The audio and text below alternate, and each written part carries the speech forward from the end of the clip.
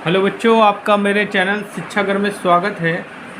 आज आप लोगों के लिए मैं बहुत इम्पॉर्टेंट टॉपिक पढ़ाने जा रहा हूं, जो कि आपके TG2 एग्ज़ाम के लिए बहुत इम्पॉर्टेंट है। इसको देखिएगा। आज का टॉपिक है आपका ट्रांसफार्मर। ट्रांसफार्मर क्या है? ट्रांसफार्मर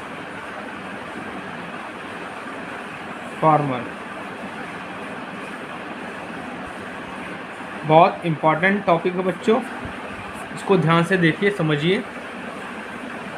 ट्रांसफार्मर को हिंदी में बोलते हैं परिणाम मित्र।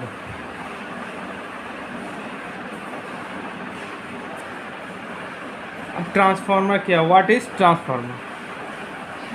What is transformer?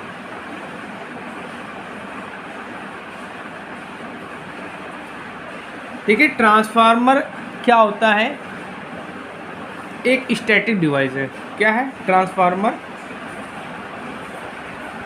Static device. क्या है? Static device. स्टैटिक मतलब क्या होता है कि जिस उसको जहाँ पे रख दो वो वहीं स्टेबल रहता है, ये मूवमेंट नहीं करता है, इसलिए हम लोग इसको स्टैटिक डिवाइस बोलते हैं। ठीक है। ट्रांसफार्मर क्या करता है? Works on mutual induction. Works on mutual induction. Mutual induction, इसको हिंदी में बोलते हैं अन्योन प्रेरण। अन्योन प्रेरण। ठीक।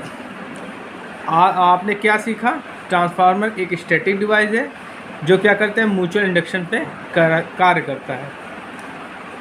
ये क्या करता है? डिक्रीज, ये वोल्टेज और करंट को घटाता और बढ़ाता है। डिक्रीज और इंक्रीज वोल्टेज और करंट।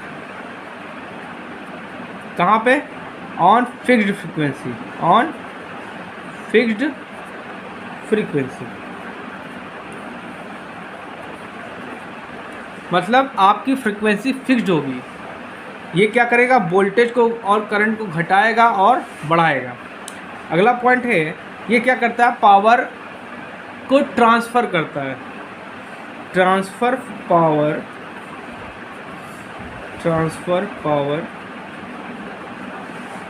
फ्रॉम प्राइमरी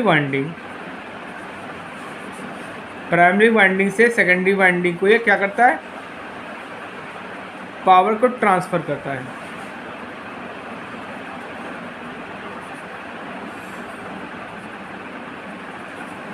तो हमने ट्रांसफार्मर है क्या जाना?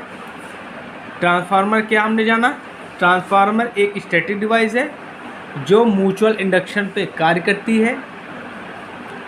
ये क्या करती है? वोल्टेज और करंट को घटाती और बढ़ाती है फिक्स्ड फ्रीक्वेंसी पर, मतलब फ्रीक्वेंसी आपकी इसमें चेंज नहीं होती है।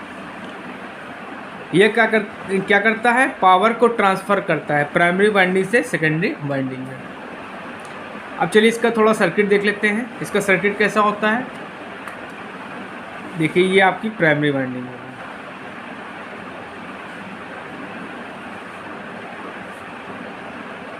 इसको बोलते हैं, ये आपकी क्या हो गई? सेकेंडरी वाइंडिंग हो गई। ये आपकी क्या हो गई? प्राइमरी वाइंडिंग हो गई।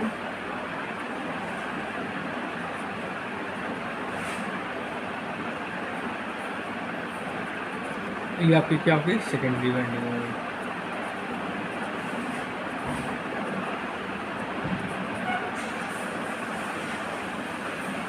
ठीक है।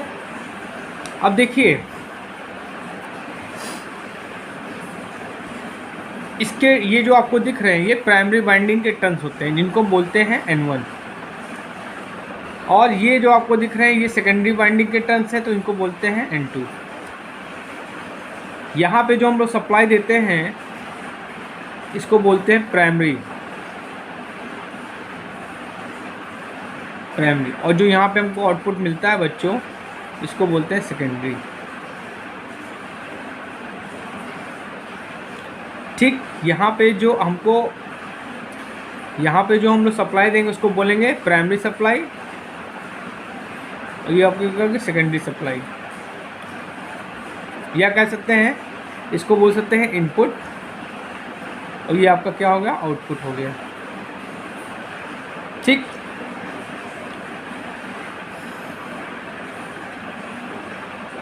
इसके प्राइमरी वोल्टेज को हम लोग बोलते हैं, प्राइमरी वोल्टेज जो हम लोग सप्लाई देते हैं, प्राइमरी सप्लाई इसको बोलते हैं V1, और जो सेकेंडरी हमको मिलती है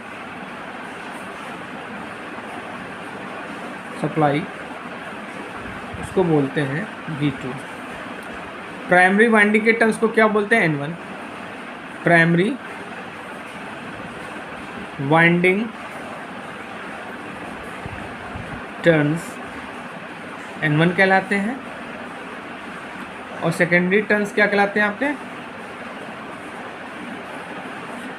सेकेंडरी वाइंडिंग टर्न्स आपके कहलाते हैं N2।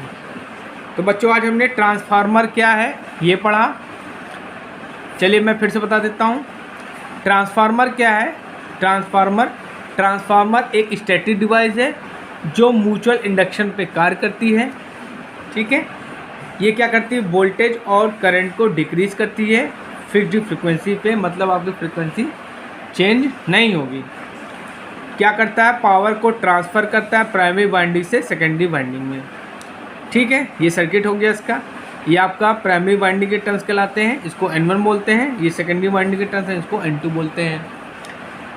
ठीक है, ये आपकी क्या होगी, प्राइमरी सप्लाई होगी जो यहाँ आपको देंगे, जो यहाँ पे हमको मिलेगा आउटपुट, इसको सेकेंडरी वाइंडिंग सप्लाई कहते हैं।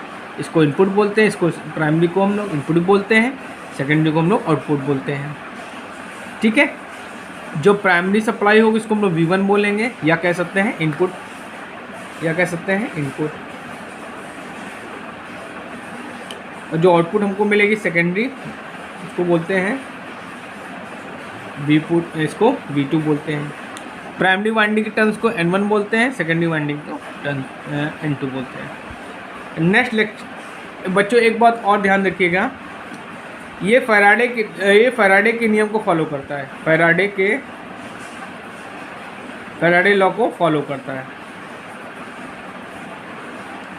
ठीक है, ये भी क्वेश्चन आपसे पूछ सकता है कि जो ट्रांसफार्मर होता है किस नियम को फॉलो करता है, तो आपका क्या होगा, फैराडे के नियम को ये फॉलो करता है।